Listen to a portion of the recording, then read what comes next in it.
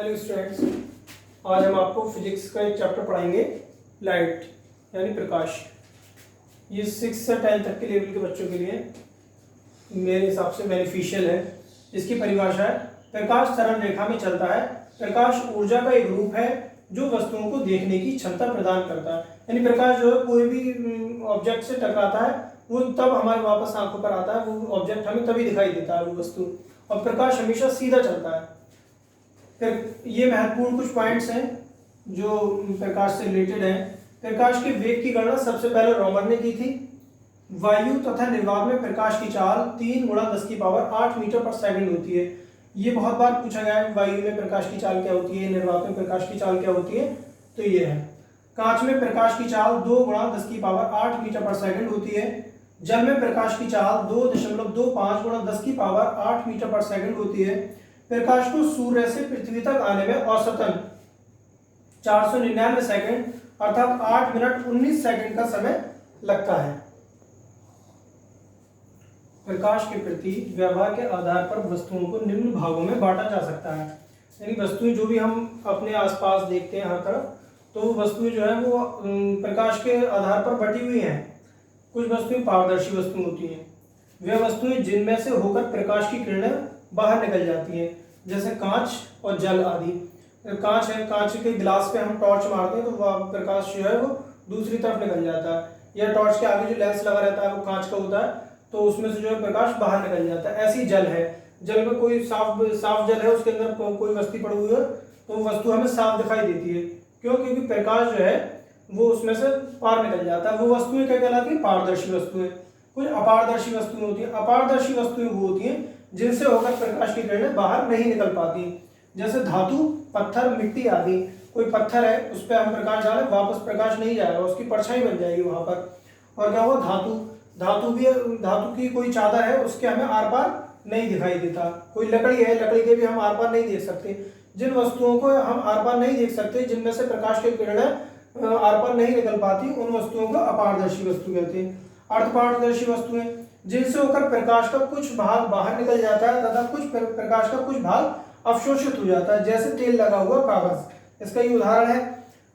प्रकाश, कुछ पार्ट प्रकाश का वो अवशोषित कर लेती है अपने अंदर, और कुछ पार्ट को पीछे की तरफ धुंधला धुंधला निकाल देती है प्रकाश। वो वस्तु वहां से धुंधला निकलता है, जैसे तेल लगा हुआ कागज। कागज पे अगर तेल लगा हुआ हो तो वो अर्धपारदर्शी बन जाता है। प्रदीप्त वस्तु है, वे वस्तुएं जो स्वयं के प्रकाश से प्रकाशित होती हैं, जैसे सूर्य, विद्युत बल्ब आदि। प्रदीप्त वस्तुएं वो कहलाती हैं जिन वस्तुओं को स्वयं का प्रकाश होता है, यानी अपना प्रकाश होता है, वो उन पर किसी प्रकाश की जरूरत नहीं है, उनमें से खुद प्रकाश निकलता है। वो वस्तुएं प्रदीप्त वस्तुएं कहलाती हैं, जैसे सूर्य और विद्युत बल्ब। सूर्य का भी अपना प्रकाश है, सूर्य अपने प्रकाश से चमकता है। विद्युत बल्ब, जब वो लाइट आ रही होती है, वो ऑन होता है, तो वो अपने ही प्रकाश से चमकता है। अप्रदीप्त वस्तुएं, वे वस्तुएं जिनका खुद का प्रकाश नहीं होता, लेकिन उन पर प्रकाश डालने पर वे दिखाई देने लगती हैं, जैसे मेज, कुर्सी आदि। जिन वस्तुओं का अपना प्रकाश नहीं होता, अंधेरा हो, वो वस्तुएं नहीं दिखाई देती हैं, लेकिन जब उन पर प्रकाश डाला जाता है तो वो वस्तुएं क्या होती हैं? दिखाई देने लग जाती हैं। वो वस्तुएं क्या कहलाती हैं? अप्रदीप्त वस्तुएं कहलाती हैं, जैसे मेज, कुर्सी आदि। मेज है, कुर्सी है, रखी हुई है कमरे में, हमें दिखाई नहीं दे रही, लेकिन जब हम उन पर प्रकाश डालते हैं तो वो वस्तुएं क्या होती है? दिखाई देने लगती हैं। वो वस्तुएं अप्रदीप्त वस्तुएं कहती हैं। और आप लोग अगर नोट्स बनाना चाहते हैं तो इसे वीडियो को पॉज करके रोककर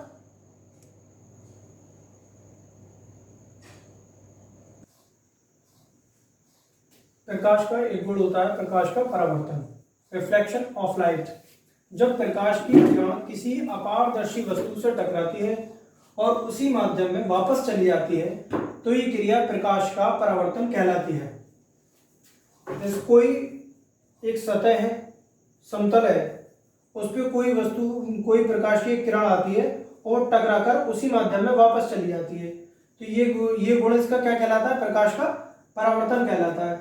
यहाँ पर हमने एक डायग्राम बनाया है जिसमें ये अभिलंब है, जो बिल्कुल सीधी एक रेखा है जो इस पर लंब डाला गया है सतह पर।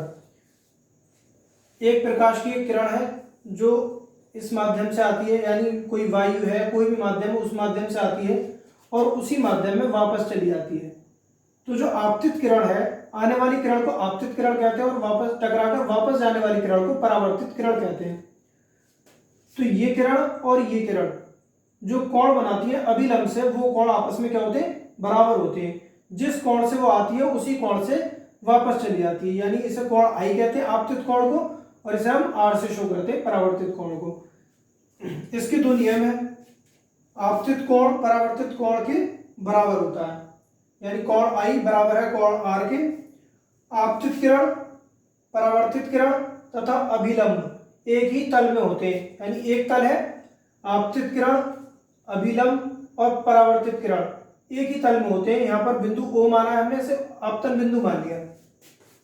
आप इसके नोट्स भी बना सकते हैं वीडियो पॉज करके और इसको लिख लें, ये आपके लिए बेनिफिशियल है, काफी सही रहा। जैसे हमने एक शीशा ले लिया जिसमें पॉलिश लगी होती है, एक मिरर, जिसे दर्पा कहते हैं हिंदी में, मिरर, जो घर में एक चेहरा देखने वाला शीशा होता है, आईना। तो उस पर अगर हम देखते हैं कि सूरज की किरण आती है और उससे हम टकरा के जो वापस रोशनी एक चली जाती है दीवार पे या हम कहीं दूर जगह पर, उसकी किरण को वापस भेज देते हैं, तो वही क्या कहलाता है, प्रकाश का परावर्तन कहलाता है।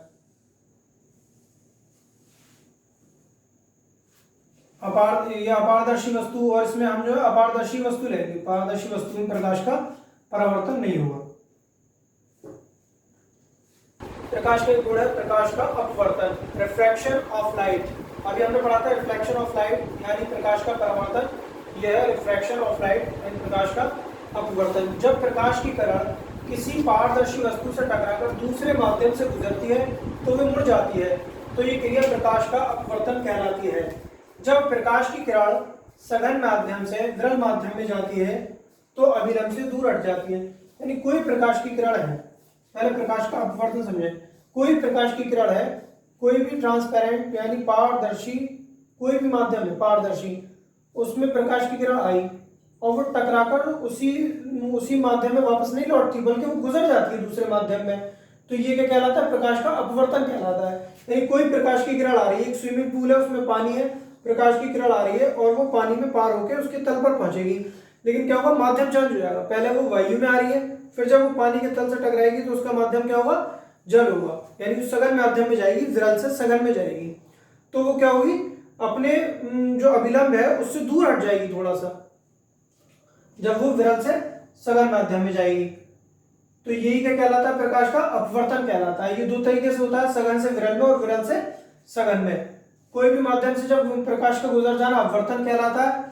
जब प्रकाश की किरण सघन माध्यम से विरल माध्यम में जाती है तो अभिलंब से दूर हट जाती है, यानी आपतित किरण है कोई, ये माध्यम कैसा है, ये विरल माध्यम सघन माध्यम है, और ये माध्यम कैसा है नीचे वाला, ये विरल माध्यम है। मान लो ये वायु है और ये जल है।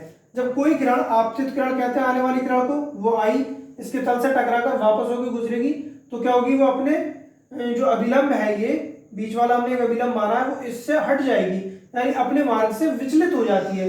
वो किरण क्या कहलाती है, अपवर्तित किरण।